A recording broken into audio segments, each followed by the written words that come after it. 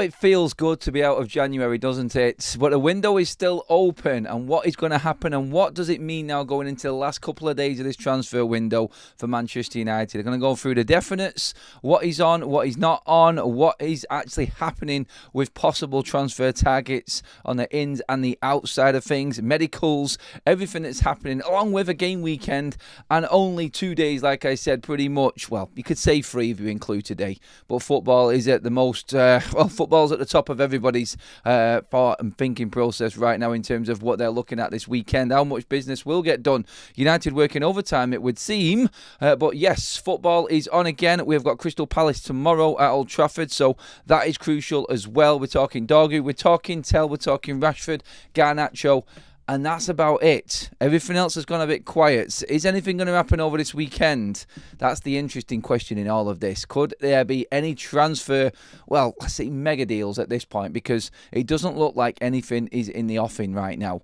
There's nothing on Casemiro. There's nothing extra coming out there on any other player at Manchester United. It looks like business is done apart from what the obvious is. And we're talking Rashford to Aston Villa. We're talking Tell to Manchester United. Garnacho staying. Interesting one there, and comments from Ruben Amorim, which pretty much puts it to bed, I think. I'll get your opinions on it when we go into it as well. I want your live comments. How excited are you that January's over? For everything, really. Like, that January, that first month of the year, is a killer, innit? So, glad that we're into February and now moving forward. Really excited to see how Manchester United progress from that January, and it was chaotic, wasn't it? It was absolutely mental. In terms of games, what was happening, the travelling, the importance of it, and where United are at now going into February. Is this the clean break, the clean starts? Are we going to see the end of certain players, and Ruben Amorim can fully go full steam ahead in the rest of this season right now? Let's just see what happens over these next few days. But I want to talk about everything that is actually happening and definitely happened so far, and where we've come from last night, from the Tell situation, Garnacho and Mathys Rashford. With Mathys Rashford and where we're at right now, the reports are, and they come out from Matteo Moretto, who is saying that Aston Villa are going to push forward with talks on Mathys Rashford today. This is fully being driven by Unai Emery, the Aston Villa manager. Nothing else. Villa are looking at other options, including Tell, but we'll go into that situation in a minute. There's a reason why Aston Villa are pushing forward for Mathys Rashford. I actually feel like this one could happen. Rashford playing Champions League football is a big, big thing for him, I feel. I don't think his ego will be hurt too much by going to Aston Villa. They're a better side than Manchester United right now. He cannot, and we cannot argue with that. Obviously, he goes on all the time about his Manchester United, his love for Manchester United. I think them bridges that we know are well and truly burnt with this, but Unai Emery has made it a personal sort of mission, by the sounds of it, to get Mathys Rashford in through the door. All avenues are closing for other deals for Aston Villa for forwards right now in terms of what they're looking to bring in to replace Duran. But Mathys Rashford for Unai Emery is a perfect opportunity for him to get another player in to use in his Champions League run, and a run for Champions League places towards the back end of the season. And Rashford can be a big part of that. Let's be honest, if Rashford is playing in the Premier League, it benefits United anyway, because it's only going to highlight him more. Everyone is going to be focused on him. And if he's playing in the Champions League and he does anything in that competition for Villa, for instance, then it's going to be highlighted and built up. Like, let's be honest, Villa are a massive football club. This is a good move for Mathys Rashford. A very good move. And I think we'll definitely give him the opportunity of getting a certain amount of game time. Not full, because I don't think he's replacing Ollie Watkins, but maybe he plays in one of the wide positions that might actually suit him. So when it comes to this move and why it suits him so much and why it's actually probably appealing to him, I think the wages shouldn't be a problem. I think United are in a position right now, going off the talks and what's been said, that they will subsidise some of his wages. Villa have obviously got Duran off the books, lots of money there to spend. They've got rich owners anyway. I think they're comfortably in a position to take someone on for 6 months with no obligation. There won't be an obligation. Villa won't want to sign Mathys Rashford in the summer. That's a definite. I mean, well, don't get me wrong. If he absolutely loves it there and smashes it, then great. And maybe we'll have a conversation in the summer. But honestly, no. I'm just going to say that now. I don't think so. This is a quick fix for Aston Villa. And I think it could be clever business for them, because they've got a shed load of money off that Duran deal, and they will go into the summer with a lot of money to spend. Mathys Rashford's back off the books and a place to fill, proper recruitment, go and get the target that they really need. That's why it benefits Aston Villa so much. Manchester United, well, like I just said, Aston Villa will be giving Rashford the game time. He'll be in the Premier League. He'll be in the Champions League, the FA Cup, plenty of competitions, plenty of game time, plenty of chance to actually add value to his price tag by doing something and playing well. I said last night it'll be absolutely amazing to see Marcus Rashford actually put the effort in for UNAI Emery, and it will just highlight to every single Manchester United fan exactly where Marcus Rashford was for Ruben Amorim. But that deal, I think, now is... I'm not going to say it's a definite done deal, because every time Marcus Rashford, or we've got hope of Rashford opening up talks with another football club, it's just disappeared because Rashford's demands are too much. I just don't think he's going to get back in that Man United side. And honestly, I go back to it all the time, and what I've said throughout this transfer window, I've said, look, Marcus Rashford and Ruben Amorim's relationship is dead. He's not always, and there was a piece, and I think Micah Richards was talking on his podcast. I don't care one bit for what Micah Richards says. I really don't. I don't think he's a foot of everything that's going on. He's obviously not a Manchester United fan. He's looking at it from a player point of view, which is fair enough. But his conversation on his podcast, alongside, I think it's Gary Lineker and Alan Shearer, I think he said it on. But if I'm mistaken, apologise in terms of which one he was talking on. But he has been talking, and he says he has been in touch with Marcus Rashford and people around Marcus Rashford. He's not always training with the first team. He said it is basically a Manchester United using Marcus Rashford as the scapegoat and an excuse. Well, I'm sorry, no. We don't all get convinced by what's being said from the player's side of things. We all can see what he's been doing on the pitch. Even if he was still training right now, we wouldn't want him in our side. We would want him on the bench at best. He's not that good. So Micah Richards saying this and coming out on a podcast and saying he's spoken to people around Marcus Rashford and saying that he's not actually training with the first team. He's training with the under-21s sometimes, and then he's training with the first team. Maybe Manchester United are just doing it for the cameras. Maybe on these media days like when I go to, Marcus Rashford's there and he's involved and everybody's tight-lipped. But honestly, no matter what you do and how you look at the situation and what's been said and what I've been told personally, the relationship between him and Ruben Amorim is finished. And he knows he's not going to get back in this Man United side. So United in a position where, yeah, they may lose money.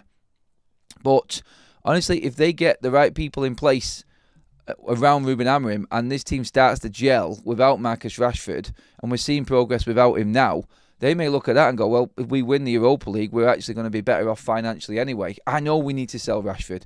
I'm not under any illusion that we can just let him rot and he can just run his contract down for nothing. Look, eventually he will have to see that his career is over at Manchester United, and his career in total will be over unless he makes a move and makes something happen. United have stood firm, Ruben stood firm, Ineos have stood right behind the manager, and it's up to Marcus Rashford. That's the situation we're in with him right now, and I just don't see how he integrates himself back into Manchester United after everything that's been done. That's a lot of games, and I've said this last night, and I'll cut it off at this bit and then get your comments in on this as well, but the fans probably will not accept Marcus Rashford back. Don't do this to the fan base, forcing us to support a player that has really disrespected the club the way that he has. He has not, or was not willing to train, and this is where we are now. UNAI Emery wants him at Aston Villa. Honestly, I've got massive respect for UNAI Emery. And if Rashford doesn't look at that as the opportunity to change his career and turn it around, I don't know what will. I really don't. Barcelona have come out last night and said it is virtually now impossible for them to make a deal happen. Villa are back in with talks with United today. That's from Moretto. He has said that Aston Villa are pushing forward because of Unai Emery's request to bring Marcus Rashford in. 6-month loan, straightforward, back to United in the summer. United sell him on. That's the deal. That's what's on the table. Dortmund would still take Marcus Rashford. Don't count them out on the last hour and United desperately trying to move something on. I think United will make a move wage-wise on the last hours of the transfer window to try and move Marcus Rashford out. If he hasn't gone, that is, this weekend. Monday is going to be off the scale mental. It really is. I don't know how we're actually going to do it. I don't know how Manchester United are going to get him out of the door, but I think there will be a real effort to move him on desperately, and I think there'll be probably more money subsidised. I think that's the state of play with United and Rashford, and I feel like they are going to have to go above and beyond to move him on by the end of this window, and that's what it's going to come down to. I actually do feel like United were hoping that something would come through in that time, and something actually happened, but it's not. I do think they will have a contingency plan in there, like where it gets to the later hours and it's like, okay, we're going to have to just do this. We're going to have to cover more than half of his wages and just get him out of here. We're going to have to do something that's going to give him the chance to add value. Ineos are not stupid. They know the money involved in the situation. They know that they need to make a sale in the summer and sell him on. And if he sits there rotting because they're backing Ruben Amorim at United, they're going to get nothing out of this.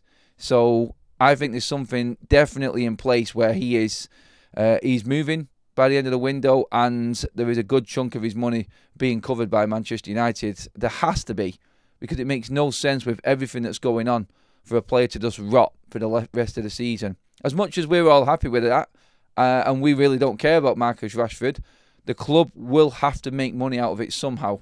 It's just the way that football works and football finances work. So don't be thinking that United are just going to let him rot. I'd be amazed, and I would take it. I would.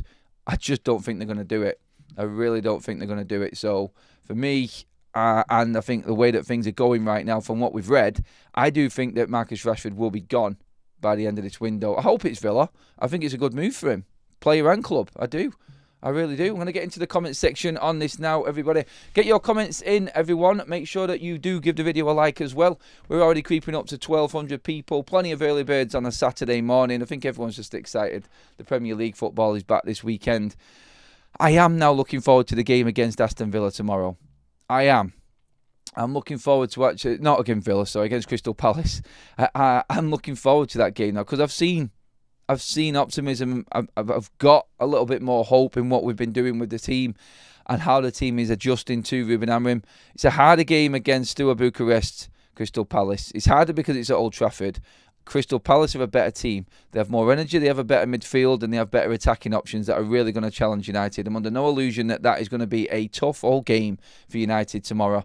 But I'm optimistic we have actually got hold of something now, and we are moving forward as a football club on the pitch. Super chat in from Greg. Let's get into the comment section. The minute Mathys Rashford puts on a red jersey for United is the minute I sell all of my tickets. I can't see it happening, to be honest. Hi, everyone. Much love, peeps. Greg's going fully on in there with that one. Not happy if Rashford comes back. But if he doesn't go, we got zero benefits, and his value continues to dwindle. Selling him in the summer is more important than a January loan, I think we're trying to say there. If Rashford values his career, he should go on loan to Villa and prove himself for the summer window. Barca could come back in for him then. That'd be sensible, wouldn't it? That would be sensible talk and the right thing to do. But when dealing with Rashford and dealing with this situation, there has been anything but sensible. And we all know this. We actually have to thank our owners for actually getting business done, unlike Arsenal and Tottenham, even Chelsea. Yeah, that is interesting. That is interesting how them clubs have struggled in this window. And it does look like United. I know the deals that we've made have been cheaper ones and probably easier to do in a January transfer window. But at least we have been proactive. The big one, for me, out of all of them, was moving Anthony on. Anthony on with 84% of his wages covered. And United actually could make money out of that with the bonuses that are on. That was the best deal of the window by a mile. Wow. I actually think Anthony might thrive at Real Betis. I think the pressure and expectation level will be down. I think United will make money off this Anthony deal. Crazy as it sounds, that's 16% of his wages that they're covering is peanuts compared to the bonuses what Betis have to play if they hit certain marks in their season, or Anthony plays a certain amount, or covers a certain amount of games, or performs a certain standard. I think that really is the win in this transfer window. That was a great deal for Manchester United. It really was. In terms of Mathys Rashford and the situation affecting anything else, Mathys Tell, that is an interesting one because Mathys Rashford could, and the talk is, we said that Garnacho doesn't have to leave for Mathys Tell to come in. the talk is, and I said this last night again, and there's more coming up this morning around this situation and what's actually happening with Mathys Tell, that Marcus Rashford could affect Mathys Tell coming in. I still don't know how. I really don't, because we have got enough money there to cover his wages, certain amounts of game time. It could affect, and one of the stories said it could affect his game time if Marcus Rashford stays. Does that mean that they're going to be forced to integrate Marcus Rashford back in if he isn't sold? It makes no sense to me at all. Like, Ruben Amorim is not playing Marcus Rashford now when he needs him. He didn't play him before when the transfer window was shut at the start of December when he needed him. So what's making everybody think that because Marcus Rashford is still here, if he's still here in fact, that's going to stop Mathys from getting game time? I don't get it. I don't think Marcus Rashford gets anywhere near the team if he stays. Mathys Tel coming in is just a loan, and that's what United are working on right now, and that is more than comfortably covered with what Manchester United have got in terms of PSR situation, wages, and being able to afford Mathys Tell's wages. It's interesting, but Christian Folk says, the move to Manchester United appeals to Mathys Tell. There is still no agreement with Bayern Munich. United do not offer as much transfer fee as Tottenham Hotspur. On the Tottenham one and what's actually happened there with that, David Ornstein last night with the Mathys Tell situation came out with this one. Mathys Tell told Tottenham he plans to stay at Bayern Munich and reassess in the summer despite the battle to sign him this window. Tottenham reached agreements with Bayern Munich. 19-year-old and reps put forward has expressed his wish to remain in Bayern Munich. Is that Daniel Levy talking to The Athletic just to cover his tracks and say he's told us that he wants to stay at Bayern Munich? Covering up, really. He does want to move. I'm honestly going to say this right now. I don't believe that story. How can a player come out and say, and Bayern Munich come out and say, that he is happy to leave the football club this month and wants out, wave goodbye to the Bayern Munich fans, not be in the Bayern Munich squad, and because Daniel Levy's turned up in Munich, he's told Tottenham that he's going to stay at Bayern Munich? I'm sorry. With 3 days left of the window, even Daniel Levy knows that and a player's word means absolutely nothing. Everybody is saying past that Mathys Tell and Manchester United are still talking. He is interested by the Manchester United move. If he is reassessing in the summer, think about that and what was said there. That obviously means that he could go on loan to Manchester United because he will be going back to Bayern Munich in the summer. And obviously, with him wanting to open up all of his options, this is why the loan is better for him than committing to Tottenham, who are in a mess. He was never going to go Tottenham. Aston Villa and Chelsea are apparently out of the equation as well, which is what I wanted to go back to. I remember when I was saying that Aston Villa's options for players coming in are limited. They are now pushing forward Marcus Rashford because Tell is not going to Villa. That is off. That is not happening.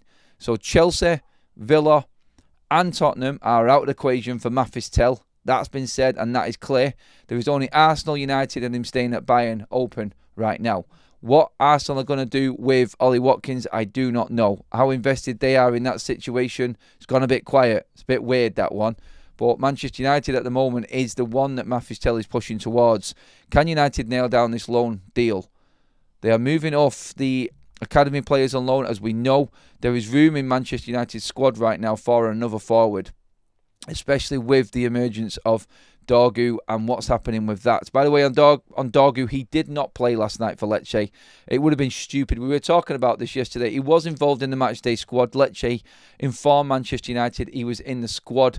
I'm guessing behind the scenes and nobody knowing, there was an agreement there that he would not be used. It would be absolutely ludicrous for a player to go out on the pitch when he's signed for another football club. It was simply there so he would be on the bench and he could say his farewells and be part of the matchday squad on the day to say goodbye to the Lecce fans. That has all been put to bed, so there's no concern there. He's on his way to Manchester today to have his medical, and he will be a Manchester United player by the weekend's end. And looking ahead to that Leicester game in the FA Cup, we could see Patrick Dorgu in that game. There you go. Mathys Tel is expected to be in Bayern Munich. Is expected to be in Bayern Munich squad. I got that wrong before for the game tomorrow. Are you still talking He is still taking time to assess his options. It is still a possibility for him to leave on loan with an option to buy with Manchester United keen Fabrizio Romano. So I got it mixed up with not in the squad. I said he waved goodbye to the fans the other day. He is in the squad. I think Bayern Munich are away from home. Pretty certain that's why he did the home fans the other night and waved to them. He is fully on board with leaving Bayern Munich. I think that's a certainty. I think that's a definite in what we're looking at right now. I think everybody is just moving around in the transfer market, Manchester United in particular, to make this and facilitate this move and bring it forward. So I do think that it still will happen. The weekend is key. I think Monday is going to be absolutely crazy. Football will get in the way this weekend. I think we've got to expect that in terms of the transfers. It always does. Not much happens when the footballing weekend is on, but United don't play till tomorrow. So interesting to see what happens today with United playing at Old Trafford tomorrow, if anything does get confirmed today. I think Dorgu will be pretty much confirmed. Obviously, Aidan Heaven passed his medicals yesterday as well in Manchester, so that one is done. We know about Leon.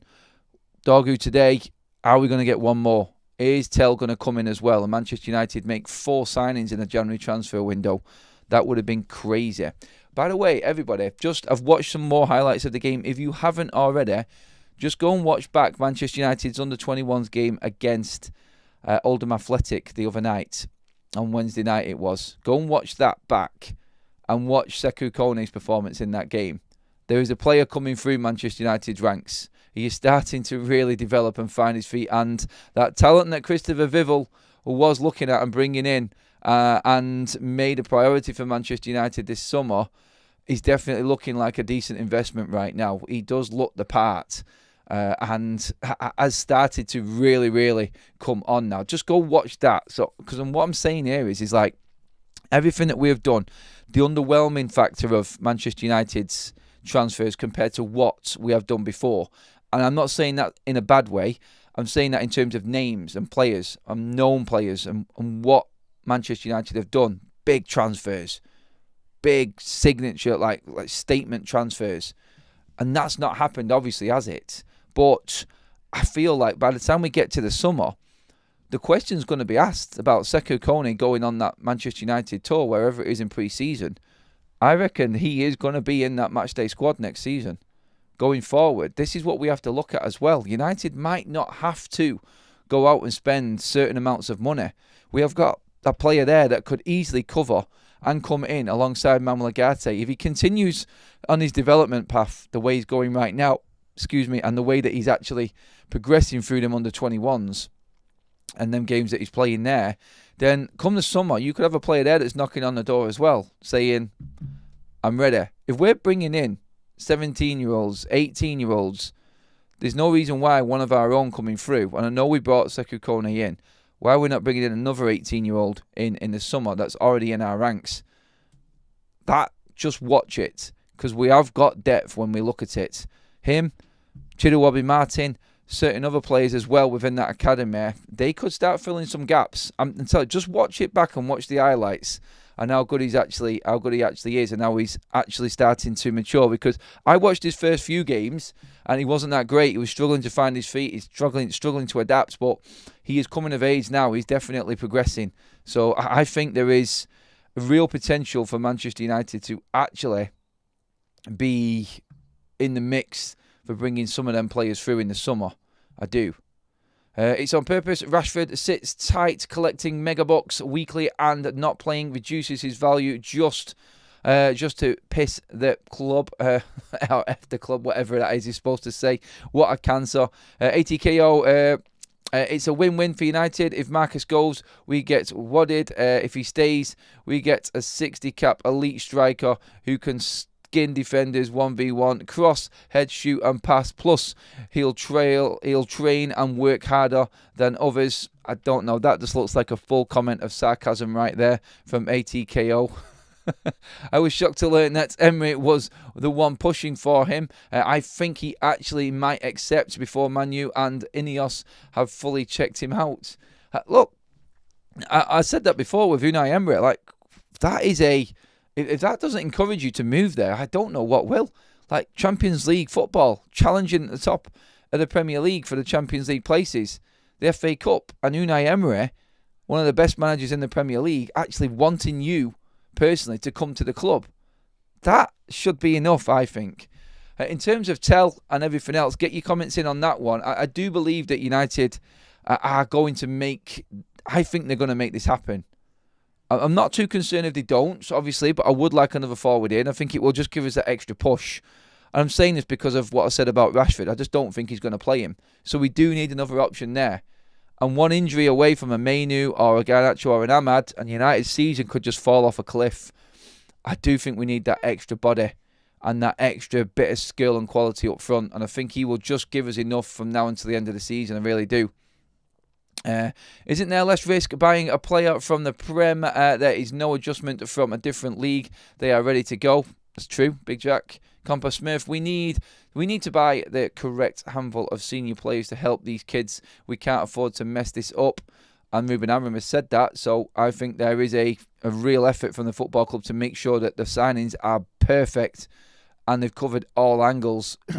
Again, I say it. Football structure and recruitment going on to a different level for Manchester United. Adam, I think players were brought in to sell shirts before now. Things are looking up. The manager wants player to play football and fight.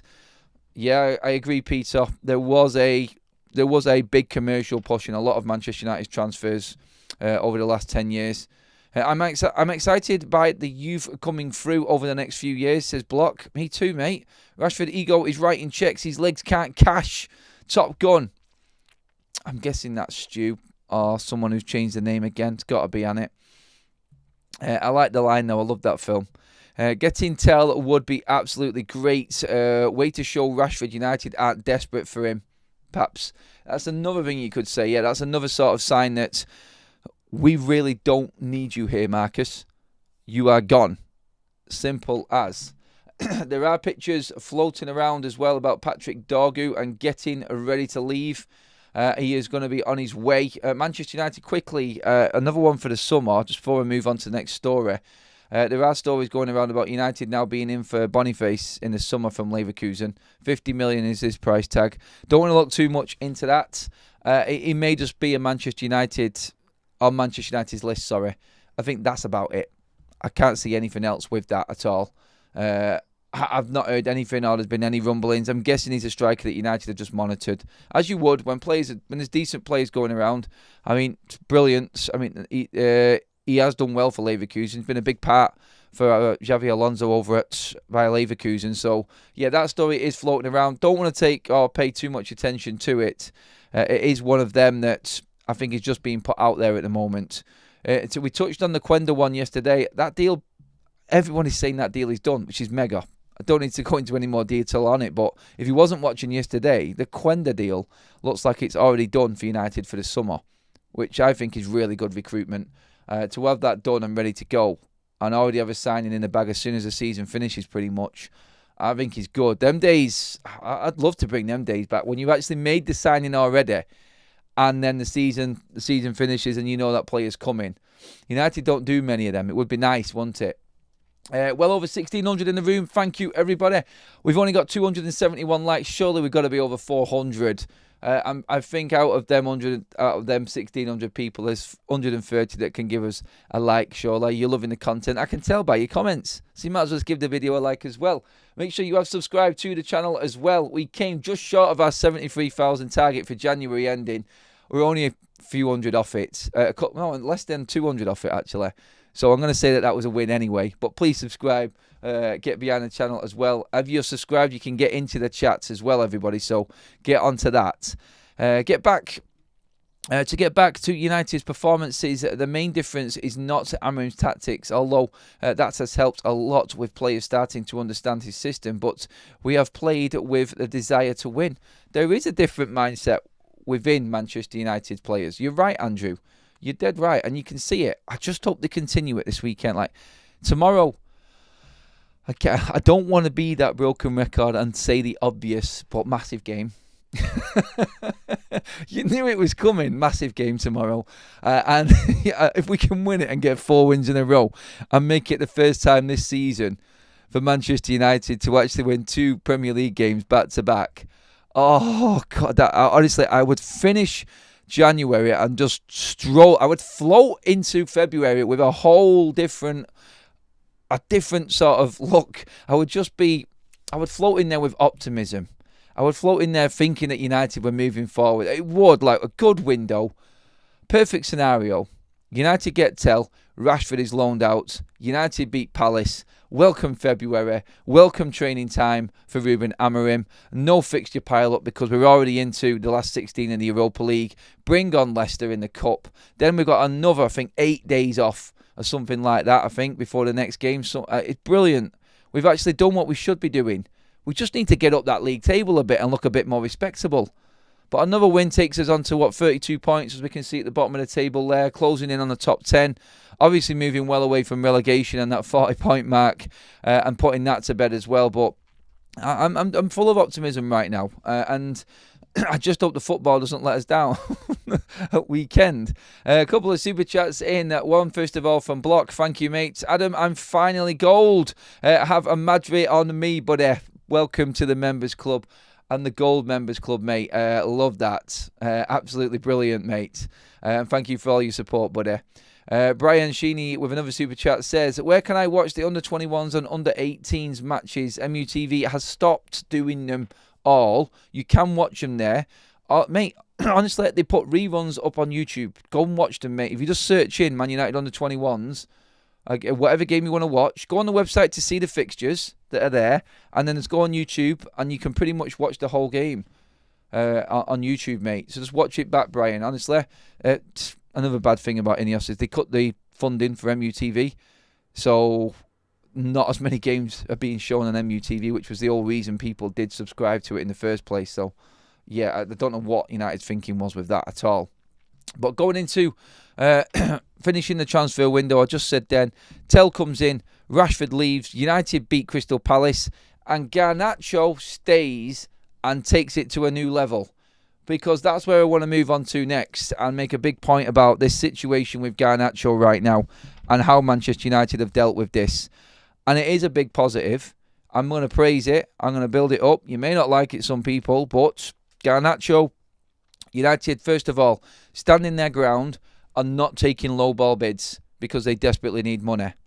No. The only reason nobody is talking about Garnacho was, like I said yesterday, United made their stance and said, if there's no bids that meet our price tag, we're not even negotiating. Simple. So the bid has to come in and hit a certain mark, otherwise we're not talking. And nobody's got anywhere near it. So credit to United for standing the ground with that and holding out for the right price. Napoli, go take a walk. Chelsea, they've not even come to the table after all of that noise. Now, I'm not saying with 3 days left that something crazy might happen. I'm not saying it won't. You know what the window's like. Anything could happen in the last few hours. But it'd have to be something massive so we can get Mathys in. I'm joking. That's crap. Sorry. It'd have to be a massive bid for Garnacho for him to leave at this point. And I'm talking 70 million plus now for United to even entertain anything at all, because it's late in the window and I think they want to get Mathys in. And I've said this before, the reason that they want to get Mathys in, even if Rashford and Garnacho don't leave, is just in case there needs to be something there for United. We cannot get rid of Garnacho. So I'm happy about them standing the ground, not buckling under the pressure and going for the first price that comes in just because we need money. It's not right. I don't think that is right. And Manchester United right now, well done for doing that. Ruben Amorim has come out and said he has been impressed and his opinion of Garnacho has changed because of the player's attitude. Now, this is the biggest thing to take from this. Since that City dropping and being out of the matchday squad, Garnacho has gone back into training. He is working hard. He is making appearances. The turn of the year, it started to turn around for him. He came on against Liverpool, got the assist for Ahmad, got the assist in playing 90 minutes against Arsenal for Bruno Fernandes in that win, which really sort of give us a little bit of I think a real boost. Like the supporters, the team, I think it gave us a real bit of momentum. Then you obviously seen Garnacho perform in other games like he did in Europe against Rangers. He did again against Stewart when he came on the other night also. Wasn't great against Fulham. Just I wanted more from him, I'm going to be honest. Not impressed there, but for him to turn around and say what this does do is it proves that Ruben Amorim is right with Marcus Rashford. He has said, look, and no matter what Micah Richards says, no matter what Marcus Rashford's PR says, or what anybody says about Manchester United treating Marcus Rashford wrongly or being made a scapegoat, Garnacho is proof that Ruben Amorim is telling the truth. They were both dropped because of their attitude and what they were doing in training. One has come back, and one now, from looking like he was going to be sold for mega money, has now turned around his time at United, turned around his form, is working harder, and has convinced Ruben Amorim that he is good enough to stay within the squad. So if Ruben's convinced, I'm convinced. And it just shows you that there is a chance there that these players can be. And in deleting Twitter as well. I mean, seriously, this is Ruben Amorim getting into a player and a player being invested into Ruben Amorim. And you need to look at this in detail and not just judge it off Manchester United not taking the right amount of money for Garnacho and selling him, and him not being one of them players. He's been one of them players that actually is overhyped and isn't really good enough. And this is typical Man United. You have to look past that. Look, Garnacho's still got time and still could be sold on in the future, or he could be a mega player. United have not accepted low ball bids. Fine. Garnacho has turned his career around at United after being disciplined. Better. And now Ruben Amorim is convinced that this player is now actually willing to work under him and do more and work harder and take on that instruction, proving that Marcus Rashford isn't. And the player power FC at Manchester United completely shut down after 3 months of Ruben Amorim being in situ at the football club. The Garnacho situation proves all of that and is brilliant for Manchester United, and United fans can really hold on to that. There's no wonder Manchester United fans are backing Ruben Amorim no matter what happens right now, because the work that's going on off the pitch, you can actually see this now taking hold of this football team. And that's the biggest positive to take from all of this.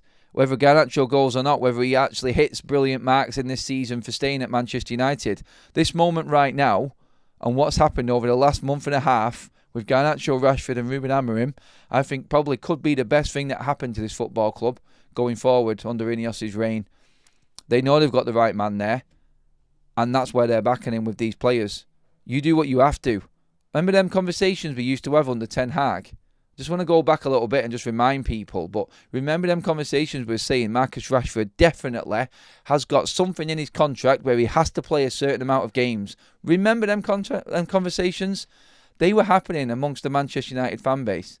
They were there for everybody to see. And now look, 13 games out under Ruben Amorim. I don't care who you are. So that has been put to bed.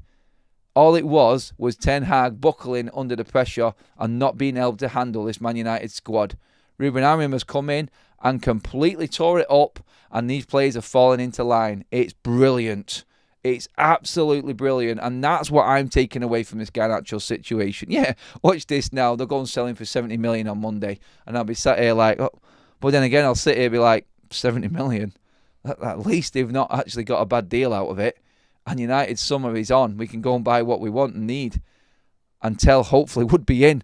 That's why this little transfer triangle is key for Manchester United right now. I think it's important to remember that Tell needs to come in. Rashford needs to go. If Garnacho stays or goes, we're not too bad.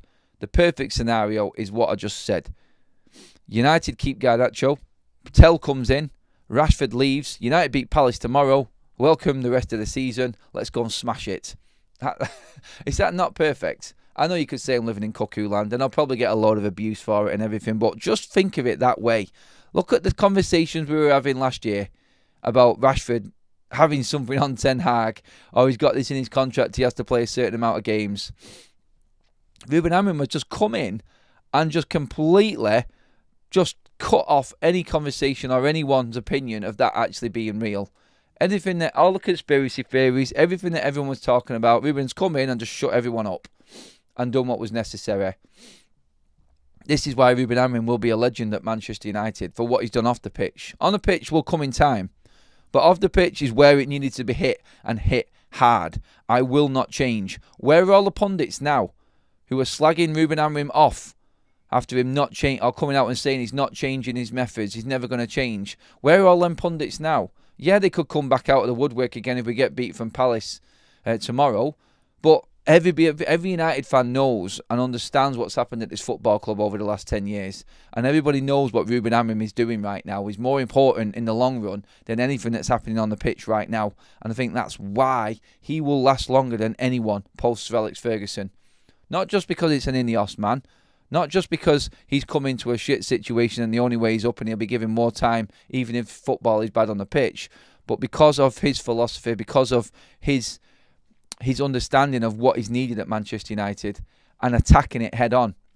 That's why Ruben Amorim will be long-term Manchester United manager. And why, I'm telling you now, and I've seen it on podcasts, I've seen people doing it on shorts, opposition fans actually worried a little bit because Ruben Amorim is actually holding players accountable and he is being that man that Manchester United needed. And everybody around all of European football, particularly the Premier League, knows what Ruben Amorim is doing right now, but they don't want to talk about it because they know he's doing the right thing. And eventually, United under him will get it right.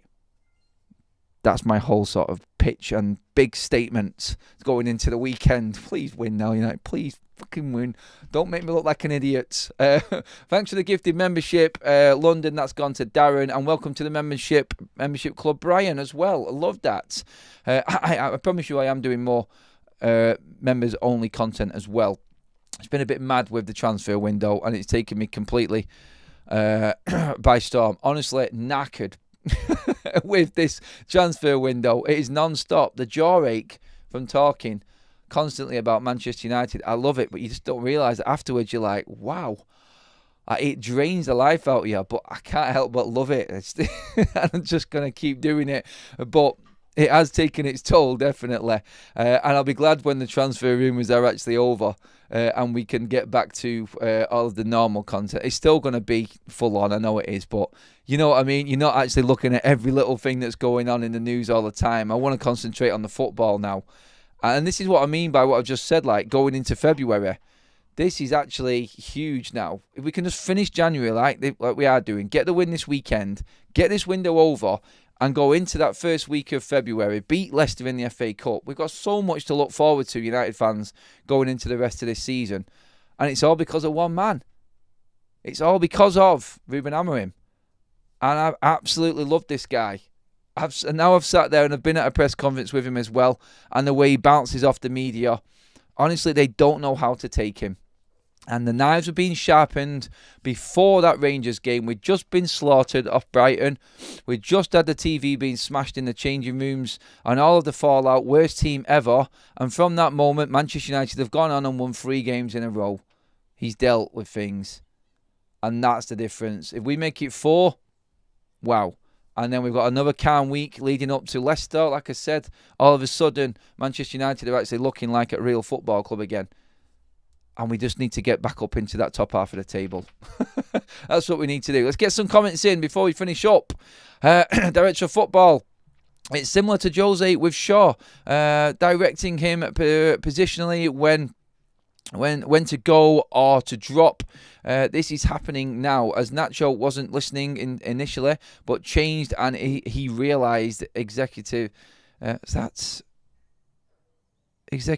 aren't weak anymore. Oh, right. Sorry. I get what you're saying there, actually, Carl, on that one. Executives aren't weak anymore. I was wondering what you was pointing out there in terms of listening to the game and actually then going to executives. But, yeah, in terms of the get out and people not bowing down to these players. All of the people that were at United that let these players get away with everything in the past are gone. And that, I think, is the most important thing as well with this. There's nowhere for these players to hide anymore. And that's what we were talking about in the summer when everyone was being fired. There's no more. Oh, I just need to get this. I need to go to him. You're going behind the manager's back. Maybe you can help me out or say something. Nah, come on. Brian says, I love this positivity. Amorim is absolutely smashing it. It's so encouraging. Garnacho will see the rewards of showing up too when Amorim challenged him. I can see his confidence really soar. And from here on in, I love being positive as well, contrary to belief. Block with another super chat. Adam, your beard is black at the start of your beard was black at the start of January. I don't know what you're talking about, mate. I'm going to go and trim that now. But yeah, when it grows, it greys. I'm getting old, people. What do you expect? Watching United and being the age that I am, honestly, it's taking its toll, like I said. A transfer window, it is like an absolute minefield. Constantly looking at news and checking and everything that's going on and like ready to go. Honestly, it takes its toll, but I love it. I can't live without it, honestly. Transfer window I can, but I can't live without this and the channel. And again, thanks to you guys. That's what it's all about. We have a great community here. Everyone gets involved. And I think this is why YouTube have clung on to the channel and said, like, looking at it. And I actually spoke to someone from YouTube yesterday, and they were saying, like, the community and the way that this channel actually operates from what they see, just from the numbers coming in, they're actually saying that it does look like it is one of the real strongest communities going. And that coming from YouTube, like yesterday we had a meeting with them, that tells you everything. So again, thank you to you, like, absolutely brilliant, and your support, again, absolutely immense. That is us done for today. I'm going to go and watch Chelsea. Big game today for FC United. So I'm Oskies now. Gifted membership from Tom there right at the end. Thank you, buddy. Love that new profile picture as well, mate. That is banging. Kevin, welcome to the members club, mate. And please give the video a like on the way out. That will take us over 500 likes, and that will get us. It'll get our weekend off to a banger. So please subscribe to the channel, everybody. Make sure you give the video a like on the way out. Thank you, everybody. All the contributions, new members, anyone who is newly subscribed. I'm Adam. This is Forever United TV. I'll see you later on. Also, don't forget, we have got Soccer Saturday. I almost forgot to mention it. Soccer Saturday today, we are covering the Liverpool-Bournemouth game and all of the other games on Football Talks. That's the QR code there on the screen. Ahmad will put the link in the chat as well in a moment for you as well. So if you haven't subscribed over there, come and join us today on the channel as well. We can talk over everything you want football-wise while watching all of the games this Saturday. The 3 o'clock games, I've got you covered for all of them. Thank you, everybody. I will see you all later.